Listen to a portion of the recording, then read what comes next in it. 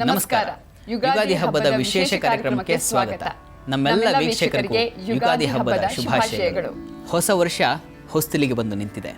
ನಮ್ಮ ಹಳೆಯ ಎಲ್ಲ ಕಹಿ ನೆನಪುಗಳನ್ನು ಬದಿಗೊತ್ತಿ ಹೊಸ ಆಕಾಂಕ್ಷೆಗಳನ್ನು, ಹೊಸ ನಿರೀಕ್ಷೆಗಳನ್ನು ಹೊತ್ತು ನಮ್ಮ ಮನಸ್ಸು ಹೊಸ ವರ್ಷದತ್ತ, ಹೊಸ ಯುಗದತ್ತ ಪಯಣವನ್ನು ಬೆಳೆಸಿದೆ.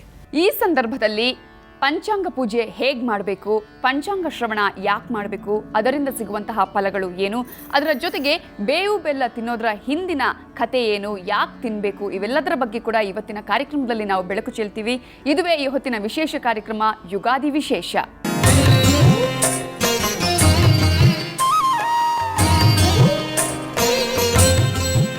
ಈ ಹಬ್ಬದ ಸಂದರ್ಭದಲ್ಲಿ ನಮ್ಮ ಜೊತೆ ಹಲವಾರು ವಿದ್ವಾಂಸರಿದ್ದಾರೆ. ಅವರನ್ನು ಕಾರ್ಯಕ್ರಮಕ್ಕೆ ಸ್ವಾಗತಿಸೋಣ. ಮೊದಲನೇದಾಗಿ ಆಗಮಾಚಾರ್ಯರಾದಂಥ ಸೋಮಸುಂದರ್ ದೀಕ್ಷಿತ್ ಅವರಿದ್ದಾರೆ. ಗುರುಗಳೇ, ಕಾರ್ಯಕ್ರಮಕ್ಕೆ ಸ್ವಾಗತ. ಇನ್ನು ವೇದಬ್ರಹ್ಮ ಶ್ರೀ ಕಮಲಾಕರ ಭಟ್ರು ನಮಗೆ ಪಂಚಾಂಗ ಶ್ರವಣವನ್ನು ಮಾಡಿಕೊಳ್ಳಲಿಕ್ಕೆ, ಪಂಚಾಂಗ ಫಲವನ್ನು ತಿಳಿಸ್ಕೊಳ್ಳಿಕ್ಕೆ ಬಂದಿದ್ದಾರೆ. ಅವರಿಗೂ ಕಾರ್ಯಕ್ರಮಕ್ಕೆ ಸ್ವಾಗತ. ಇನ್ನು ಪಂಡಿತ್ ಪವನ್ ಶರ್ಮಾ ಅವರು ನಮ್ಮ ಜೊತೆಗಿದ್ದಾರೆ. ಅವರಿಗೂ ಕಾರ್ಯಕ್ರಮಕ್ಕೆ ಸ್ವಾಗತ.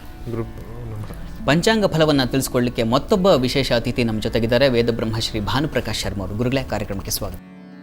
ಮತ್ತೊಬ್ಬ ಜ್ಯೋತಿಷಿಗಳಾದಂಥ ಡಾಕ್ಟರ್ ಗೋಪಾಲಕೃಷ್ಣ ಶರ್ಮಾ ಅವರು ನಮ್ಮ ಜೊತೆಗಿದ್ದಾರೆ. ಗುರುಗಳೇ, ತಮಗೂ ಕಾರ್ಯಕ್ರಮಕ್ಕೆ ಸ್ವಾಗತ. ನಮಸ್ಕಾರಗಳು. ಸಮನ್ವಯ ಸರಸ್ವತಿ ರಾಘವೇಂದ್ರ ಮೋಕ್ಷಗೊಂಡಮ್ ಅವರು ನಮ್ಮ ಜೊತೆಗಿದ್ದಾರೆ. ಗುರುಗಳೇ, ತಮಗೂ ಕಾರ್ಯಕ್ರಮಕ್ಕೆ ಸ್ವಾಗತ. ನಮಸ್ಸಭಾಭ್ಯ ಸಭಾಪತಿಭ್ಯಶ್ಚ ವೋ ನಮಃ. ಸನಾತನ ಕಾಲದಿಂದಲೂ ಕೂಡ ಧಾರ್ಮಿಕ ಆಚರಣೆಗಳಿಗೆ ಒತ್ತು ಕೊಡುತ್ತಾ ಬಂದವರು ನಾವು. ಸೊ ಯುಗಾದಿ ಹಬ್ಬವನ್ನು ಕೂಡ ಆಚರಣೆಯನ್ನ ಮಾಡ್ತೇವೆ. ಹಾಗಾದ್ರೆ ಬೆಳಿಗ್ಗೆ ಎದ್ದ ತಕ್ಷಣ ನಾವು ತೈಲಾಭ್ಯಂಜನ ಸ್ನಾನವನ್ನ ಮಾಡೋದ್ರಿಂದ ಹಿಡಿದು ಪಂಚಾಂಗ ಪೂಜೆ, ಪಂಚಾಂಗ ಶ್ರವಣವನ್ನು ಕೂಡ ಮಾಡ್ತೇವೆ. ಪಂಚಾಂಗದ ಪೂಜೆ ಹೇಗೆ ಮಾಡೋದು ಅನ್ನೋದನ್ನ ತಿಳಿಸ್ಕೊಡೋದಕ್ಕೆ ಭಾನುಪ್ರಕಾಶ್ ಶರ್ಮಾ ಅವರಿದ್ದಾರೆ. ಪಂಚಾಂಗ ಪೂಜೆಯನ್ನು ನಾವು ಹೇಗೆ ಮಾಡ್ತೀವಿ? ನಮಃ ಸೂರ್ಯಾಯ ಚಂದ್ರಾಯ ಮಂಗಳಾಯ ಬುಧಾಯ ಚ ಗುರುಶುಕ್ರ ಶನಿಭ್ಯಶ್ಚ ರಾಹುವೇ ಕೇತುವೇ ನಮಃ. ಸಮಸ್ತ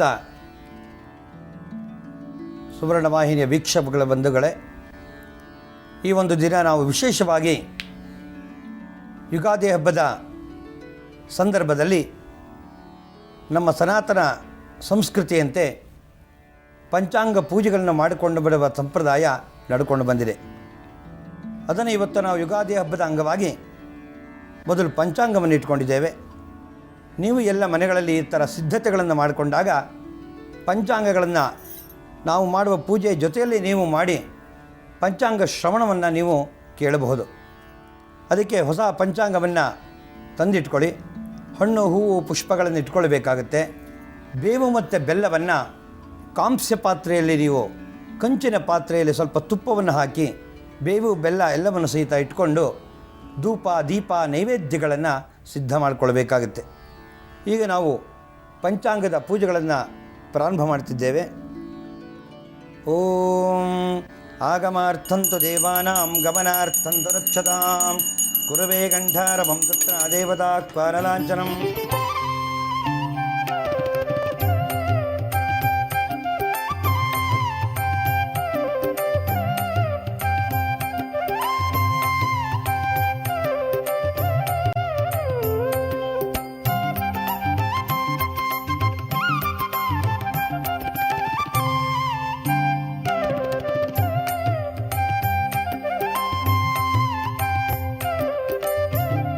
ಈಗ ಮುಖ್ಯವಾಗಿ ಇಲ್ಲಿ ಬೇವು ಬೆಲ್ಲ ಸ್ವೀಕಾರ ನಡೆಯುತ್ತೆ. ಅದರ ವೈಶಿಷ್ಟ್ಯ ಏನು ಅನ್ನೋದನ್ನು ಭಾನುಪ್ರಕಾಶ್ ಶರ್ಮಾ ಗುರುಗಳು ತಿಳಿಸ್ಕೊಡ್ತಾರೆ. ಅದನ್ನು ಕೇಳೋಣ ಬನ್ನಿ.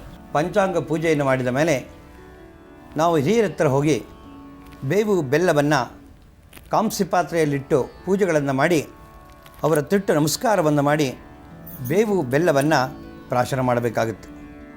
ನಾವು ಏನಪ್ಪ ಅಂದರೆ ಈ ಶ್ಲೋಕದಲ್ಲಿ ಬೇವು ಮತ್ತು ಬೆಲ್ಲಗಳನ್ನು ಸೇರಿದಂಥ ಪ್ರತಿಯೊಬ್ಬರು ಸಹಿತ ನಿಮ್ಮ ಮನೆಯಲ್ಲಿ ಪೂಜೆ ಮಾಡಿದ ಮೇಲೆ ಈ ಶ್ಲೋಕವನ್ನು ಹೇಳಬೇಕು. ಎಲ್ಲ ದಯವಿಟ್ಟು ಶ್ಲೋಕದ ಕಡೆ ಗಮನವನ್ನು ಕೊಟ್ಟು ಆದರೆ ಬರ್ಕೊಳ್ಳಿ. ಶತಾಯುರ್ ವಜ್ರದೇಹಾಯ ಸರ್ವ ಸಂಪತ್ಕರಾಯ ಚ ಸರ್ವಾರಿಷ್ಟ ವಿನಾಶಾಯ ನಿಂಬಕಂ ದಳಭಕ್ಷಣಂ ಅಂತ ಹೇಳಿದ್ದಾರೆ. ಒಂದು ದಳವನ್ನು ತುಪ್ಪದಲ್ಲಿ ಹಾಕಿದಂಥ ಮಂತ್ರಪೂರ್ವಕವಾಗಿ ಪೂಜೆಯನ್ನು ಮಾಡಿದ ಮೇಲೆ ಇದನ್ನು ನಾವು ಪ್ರಾಶನ ಮಾಡುವಾಗ ಈ ಶ್ಲೋಕವನ್ನು ನಾವು ಹೇಳಬೇಕು ಅಂತ ನಮ್ಮ ಋಷಿಗಳು ಅನೇಕ ಪರಂಪರಾನುಗತವಾದ ಹಿರಿಯರು ಸಹಿತ ನಮಗೆ ಮಾರ್ಗದರ್ಶನ ಮಾಡಿದ್ದಾರೆ. ಈ ಪಂಚಾಂಗ ಶ್ರವಣ ಮಾಡೋದ್ರಿಂದ ಗೋದಾನದ ಪುಣ್ಯ ಬರುತ್ತೆ, ಮತ್ತು ಗಂಗಾ ಸ್ನಾನದ ಫಲ ಬರುತ್ತೆ ಅಂತೆಲ್ಲ ವಿವರವನ್ನು ಶಾಸ್ತ್ರ ಕೊಟ್ಟಿದೆ. ಅದರ ಹೆಚ್ಚಿನ ಮಹತ್ವ ಏನು ಅಂತ ತಾವು ತಿಳಿಸ್ಕೊಡ್ಬೇಕು.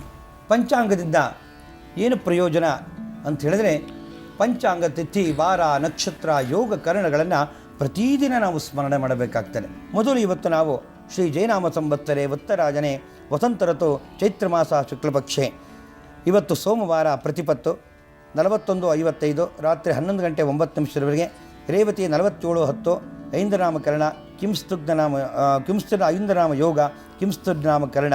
ಇವತ್ತು ವಿಶೇಷವಾಗಿ ಧನಿಷ್ಠೆ ಮೌರೆ ಕುಂಭೆ ಶುಕ್ರ, ಚಾಂದ್ರಮಾನ ವ್ರತ ಆರಂಭ, ವಸಂತ ನವರಾತ್ರಿ ಪ್ರಾರಂಭ ಅಂತ ಹೇಳಿ ನಾವು ಇದನ್ನು ಸ್ಮರಣೆ ಮಾಡಬೇಕು.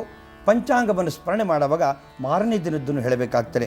ಅಂದರೆ ಶ್ವಃ ಭೌಮವಾಸರ ದ್ವಿತೀಯ 39 ಅಶ್ವಿನಿ 46:44, ವೈಧೃತಿ ನಾಮ ಯೋಗ 41:39, ಬಾಲವ ನಾಮಕರಣ 10:47, ಈಗ ಅಮೃತ 29:17, ಪೂರ್ವಾಭಾದ ನಕ್ಷತ್ರ, ಬಾಲೇಂದು ಪೂಜಾ, ದಮನಕೇಂದ್ರ ಗೌರಿಶಿವ ಪೂಜನ, ಚಂದ್ರ ದರ್ಶನ, ಅಮೃತ ಸಿದ್ಧಿ ಯೋಗ ಅಂತೇಳಿ ಪಂಚಾಂಗದ ಮೊದಲನೇ ಪ್ರಾರಂಭವನ್ನು ಮಾಡಿ ನಮಗೆಲ್ಲವೂ ಸಹಿತ ಆ ತಿಥಿವಾರ ನಕ್ಷತ್ರ ಯೋಗಕರಣ ದೇವತೆಗಳು ಈ ಒಂದು ಸಂವತ್ಸರದ ಪ್ರಾರಂಭದಲ್ಲಿ ಒಳ್ಳೆಯದನ್ನು ಮಾಡಲಿ ಅಂತ ಪಂಚಾಂಗ ಶ್ರವಣವನ್ನು ಪ್ರಾರಂಭ ಮಾಡ್ತಿದ್ದೇವೆ.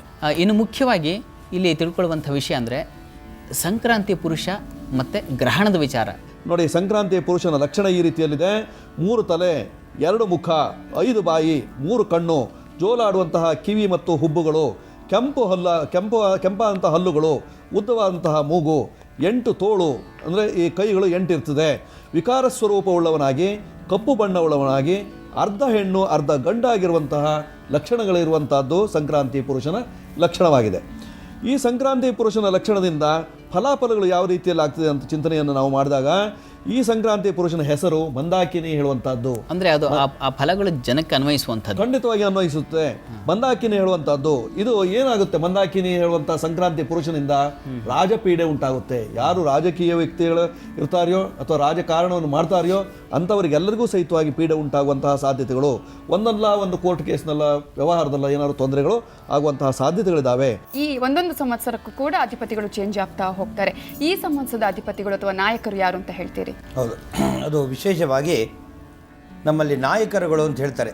ಅಂದರೆ ಹೇಗೆ ಪೋರ್ಟ್ಫೋಲಿಯೋಗಳನ್ನು ಲೋಕಸಭೆ ಮತ್ತು ವಿಧಾನಸಭೆಗಳಲ್ಲಿ ಪ್ರಧಾನಮಂತ್ರಿ ಅಲ್ಲಿ ಬರ್ತಾನೆ, ಮುಖ್ಯಮಂತ್ರಿ ಇಲ್ಲಿ ಬಂದು ಕರೆದು ಎಲ್ರಿಗೂ ಒಂದು ಪೋರ್ಟ್ಫೋಲಿಯೋ ಕೊಡ್ತಾನೆ. ಕೆಪಾಸಿಟಿ ನೋಡಿ, ಹೇಗೆ ಯಾರ್ಯಾರ ಹತ್ರ ಏನೆಷ್ಟು ದುಡ್ಡಿದೆ, ಯಾರು ಕೆಪಾಸಿಟಿ ಮಾಡ್ಬೋದು, ಯಾರು ಎದುರಿಸಲಿ, ಯಾರು ಎಮ್ ಎಲ್ ಎಗಳು ಕೇಳ್ತಾನೆ, ಅವ್ರು ನೋಡಿ ಪೋರ್ಟ್ಫೋಲಿಯೋ ಹಂಚಾರೆ. ನೀವು ನೋಡಿರ್ಬೇಕು, ಎಲ್ಲವನ್ನು ಹಂಚಬೇಕಾದ್ರೆ ಗೃಹ ಸಚಿವ ಹೇಗೆ, ಇದರ ಸಚಿವ ಹೇಗೆ, ನೀರಾವರಿ ಸಚಿವ ಹೇಗೆ, ಕುಟುಂಬ ಕಲ್ಯಾಣಕ್ಕೆ ಯಾರು ಕೊಡಬೇಕು, ಸಮಾಜ ಕಲ್ಯಾಣಕ್ಕೆ ಯಾರು ಕೊಡಬೇಕು, ಇವೆಲ್ಲ ನೋಡ್ತಾ ಇರ್ತೀರ ನೀವು.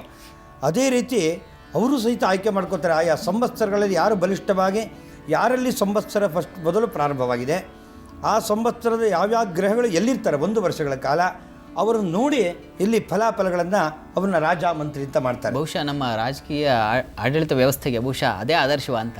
ಹೌದು, ಇವತ್ತು ಅದನ್ನೇ ಬಿಟ್ಟುಬಿಟ್ಟಿದ್ದಾರೆ. ಅಯ್ಯೋ ಅದೇನಿಲ್ಲ ರೀ ನಾವೇ ಅಂತ. ಇದೇ ಅಡಿಪಾಯ, ಇದೇ ಮೊದಲ ಅಡಿಪಾಯ. ಸೋಮವಾರ ಬಂದಿದೆ ನಮ್ಮಲ್ಲಿ. ಸೋಮ ಅಂದರೆ ಅವನೇ ರಾಜ ಆಗ್ಬಿಡ್ತಾನೆ. ಯಾವತ್ತು ಯುಗಾದಿ ಪ್ರಾರಂಭವಾಗ್ತಾನೋ ಯಾವತ್ತು ಅದರೊಳಗೆ ಪ್ರವೇಶ ಮಾಡ್ತಾನೆ ಆ ಮುಹೂರ್ತವನ್ನು ಸೋಮ ಅಂದರೆ ಚಂದ್ರ ಅಂತ ಹೆಸರು. ಅವನೇ ರಾಜ ಆಯ್ಸರಿ, ಚಂದ್ರನೇ ರಾಜ. ಆಮೇಲೆ ಜೊತೆಗೆ ಅದ್ರ ವಿಶ್ಲೇಷಣೆಯನ್ನು ಮಾಡ್ತೀನಿ. ಯಾರ್ಯಾರು ಏನೇನು ಅಂತ ಮೊದಲು ತಿಳ್ಕೊಂಡು ಪೋರ್ಟ್ಫೋಲಿಯೋ ಕೇಳಿದ್ರೆ ನಿಮ್ಗೆ ಇಂಟ್ರೆಸ್ಟಿಂಗ್ ಆಗಿ ಬರುತ್ತೆ. ಎಲ್ಲರೂ ಸಹಿತ ವೀಕ್ಷಕರಿಗೂ ಅನುಕೂಲ ಆಗುತ್ತೆ. ಯಾರು ಏನು ಮಾಡ್ಕೋಬೋದಪ್ಪ, ನಮ್ಮ ರಾಷ್ಟ್ರಾಧಿಪತಿಗಿದ್ರೆ ಸೈಟು, ಭೂಮಿ, ಸೈಟು, ಜಾಗ, ದುಡ್ಡು, ಕಾಸು ಎಲ್ಲಿ ತೊಗೋಬೋದು, ಏನು ಮಾಡ್ಬೋದು ಅಂತ ಗೊತ್ತಾಗ್ತದೆ. ಸೇನಾಧಿಪತಿ ಅದು ಯಾರು ಅಂದರೆ ಅದರಲ್ಲಿ ಈ ಒಂದು ವಿಚಾರದಲ್ಲಿ ಮಿಲಿಟರಿ ಕಮಾಂಡಿಂಗ್ ಎಲ್ಲ ಚೀಫಲ್ಲೆಲ್ಲ ರವಿ ಆಡಳಿತವಾಗಿ ಕೇಂದ್ರೀಕೃತವಾಗಿ ಕೂತಿರ್ತಾನೆ. ಸಸ್ಯಾಧಿಪತಿ ಗಿಡ ಮರಗಳನ್ನು, ಔಷಧಿಗಳನ್ನು ಎಲ್ಲವನ್ನು ನೋಡ್ಕೊಳ್ಳಿಕ್ಕೆ ಈ ಸರಿ ಗುರುವಿಗೆ ಆ ಒಂದು ಡಿಪಾರ್ಟ್ಮೆಂಟನ್ನು ಗುರುವಿಗೆ ಕೊಟ್ಟುಬಿಟ್ಟಿದ್ದಾರೆ. ಧಾನ್ಯಾಧಿಪತಿ ಇಡೀ ಧಾನ್ಯಗಳನ್ನು ಪ್ರಪಂಚದ ಮೂಲೆ ಮೂಲೆಗಳಲ್ಲಿ ಬೆಳೆದು ಸಂಗ್ರಹ ಮಾಡಲಿಕ್ಕೆ ಕುಜನಿಗೆ ಆಧಿಪತ್ಯವನ್ನು ಕೊಟ್ಟಿದ್ದಾರೆ. ಅರ್ಘ್ಯಾಧಿಪತಿ ಅದನ್ನು ಸಹಿತ ರವಿಗೆ ಆ ಒಂದು ಪೋರ್ಟ್ಫೋಲಿಯೋವನ್ನು ಕೊಟ್ಟಿದ್ದಾರೆ.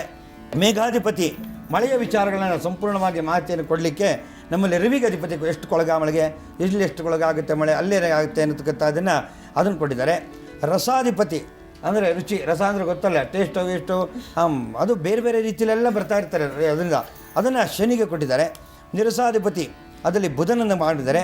ಪಶುನಾಯಕ ಹಾಗೆ ಹೈನುಗಾರಿಕೆಗೆಲ್ಲ ಬೇಕಾದ ಪಶುಗಳು ಅಂದರೆ ಬರೀ ಹಸುಗಳು ಅಂತ ಎಲ್ಲವೂ ಬಂದುಬಿಡ್ತಾರೆ ಅದರಲ್ಲಿ. ಅದನ್ನು ಕೃಷ್ಣನಿಗೆ ಕೊಟ್ಟಿದ್ದಾರೆ. ನಮ್ಮಲ್ಲಿ ಇವತ್ತು ರಾಜ ಆಗಿದ್ದಾನಲ್ಲ ಅವನು ಚಂದ್ರ. ಸೋಮವಾರ ಬಂತು ನೋಡಿ, ಯಾವ ವಾರ ಬರುತ್ತೋ ಅವನೇ ರಾಜ ಅಂತ ಅಂದರೆ ಕರ್ಕೊಂಡು ಯುಗಾದಿ ಯಾವ ವಾರ ಪ್ರಾರಂಭ ಆಗುತ್ತೆ ಆ ವಾರದ ಅಧಿಪತಿ ಅವರೇ ರಾಜರಾಗ್ತಾರೆ. ಆಮೇಲೆ ರಾಜ ಅಂದ ತಕ್ಷಣ ಚಂದ್ರ ಅಂದ ತಕ್ಷಣವೇ ಅದರಲ್ಲಿ ನಿಮಗೆಲ್ಲ ಗೊತ್ತಿರೋ ಚಂದ್ರಗ್ರಹಗಳಲ್ಲಿ ಎಲ್ಲ ವಿಶ್ಲೇಷಣೆ ಮಾಡಿದ್ದಾರೆ. ಎಲ್ರಿಗೂ ಸಾಮಾನ್ಯ ತಿಳಿದಂತೆ ಚಂದ್ರ ಅಂದರೆ ಹೆಣ್ಣು ಇರತಕ್ಕಂಥದ್ದು ಮೊದಲು ಬರುತ್ತೆ, ಮನಸ್ಸು ಹೆಣ್ಣು ಇರತಕ್ಕಂಥದ್ದು. ಆದ್ದರಿಂದ ಈ ಒಂದು ಸಂವತ್ಸರಗಳಲ್ಲಿ ಎಲ್ಲ ಕಡೆ ಸಂಪೂರ್ಣವಾಗಿ ಮುಕ್ಕಾಲ್ಪಾಲು ನಾಳೆ ಲೋಕಸಭೆಯಲ್ಲೂ ಸಹಿತ ಮುಂದೆ ಬಂದಾಗ ಹೊಸ ಸರ್ಕಾರ ಬಂದಾಗ 50% ಹೆಂಗಸರಿಗೂ ಸಿಗುವಂಥ ಕಾಲವೇ ಜಾಸ್ತಿ ಆಗ್ತದೆ ನೋಡಿ. ಇದೇ ಮುನ್ಸೂಚನೆ. ಯಾಕೆಂದರೆ ಅಲ್ಲಿ ಚಂದ್ರನೇ ಬಲಿಷ್ಠನಾಗಿ ರಾಜನಾಗಿರೋದ್ರಿಂದ ಅದರ ಮುನ್ಸೂಚನೆ ಹೆಚ್ಚಾಗಿರುತ್ತೆ. ಹೆಚ್ಚಿನ ಸಂಖ್ಯೆಯಲ್ಲಿ ಹೆಂಗಸರು ಸಹಿತ ಲೋಕಸಭೆಗೆ ಆಯ್ಕೆ ಮಾಡುವಂಥ ಕಾಲವೂ ಜಾಸ್ತಿ ಇರುತ್ತೆ. ರಾಜನೇ ಚಂದ್ರನಾಗಿರೋದ್ರಿಂದ, ನೆಮ್ಮದಿಯ ವ್ಯಕ್ತಿಯೇ ರಾಜನಾಗಿರೋದ್ರಿಂದ ನಮ್ಮ ರಾಜ್ಯ ದೇಶ ನೆಮ್ಮದಿಯಿಂದ ಇರಬಹುದಾ ಅಂತ? ಖಂಡಿತ. ಅದನ್ನೇ ಯಾಕೆ ಅಂದರೆ ಅದನ್ನು ನಾವು ರಾಜಕೀಯಕ್ಕೆ ವಿಶ್ಲೇಷಣೆ ಮಾಡ್ಕೊಳ್ಬೇಕಾಗತ್ತೆ. ನಾವು ಮನೆಗಳಲ್ಲೆಲ್ಲ ಕೂತ್ಕೊಂಡ್ರೆ ಗೊತ್ತಾಗಲ್ಲ.